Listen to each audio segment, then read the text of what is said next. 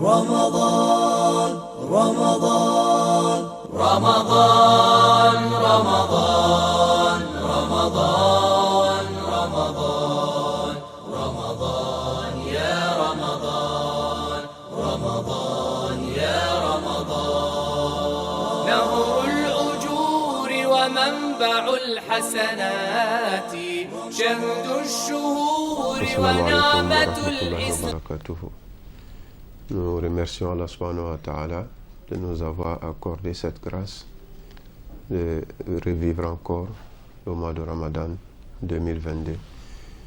On prie Allah de nous exaucer et de faire de nous les affranchis du feu de l'enfer. Alhamdulillah. La première question qui nous a été posée: qui sont ceux qui sont dispensés du jeûne? Alhamdulillah, on regarde le Coran. Allah nous dit فَمَنْ كَانَ مِنْكُمْ مَرِيضًا أَوْ عَلَى سَفَرٍ فَعِدَّةٌ مِنْ أَيَّامٍ أُخَرَ. Que celui qui est malade ou qui est en déplacement, qu'il compte d'autres jours. À l'appui de ce verset, on comprend aisément qu'on n'adore pas Dieu au péril de sa vie. Donc, le malade qui a une maladie qui peut mettre dangereusement sa vie en danger si il jeûne, celui-là, on va le conseiller de compter un autre jour si c'est une maladie qui est curable. Alors, si c'est la grosse pathologie où on sait que la personne ne peut pas en guérir, on va lui demander de faire la fidya. Donc, on retiendra, concernant cette question, que toute personne qui est malade, une maladie qui peut mettre sa vie en danger, il est déconseillé à celui-là de jeûner. Si c'est une maladie temporaire, il va jeûner, il va rattraper les jours qu'il n'a pas pu jeûner. Alors si c'est une maladie incurable, il va faire ce qu'on appelle la fidya, qui est de nourrir tous les jours un pauvre en compensation du jeûne qu'il ne peut pas faire. Alors la deuxième question, la zakat el-fitr.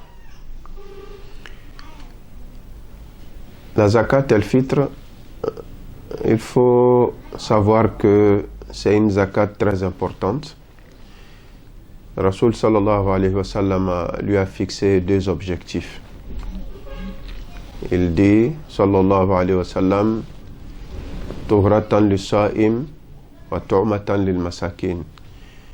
Il dit la zakat el-fitr, elle est purificatrice pour le jeûne et elle constitue une provision pour les nécessités les pauvres le jour de la fête. Alors maintenant, quelle est la périodicité? Il est conseillé de le faire le jour même de la fête avant la prière. Ça, c'est le meilleur temps. À défaut, on le fera un jour, 2, voire même 3 jours avant la fête de l'Aïd el-Fitr. C'est une zakat très importante parce que c'est elle qui purifie notre jeûne et celle qui permet à notre jeûne d'atteindre les cieux et être exaucé par Allah subhanahu wa ta'ala. Donc il est recommandé pour tous les musulmans de le faire.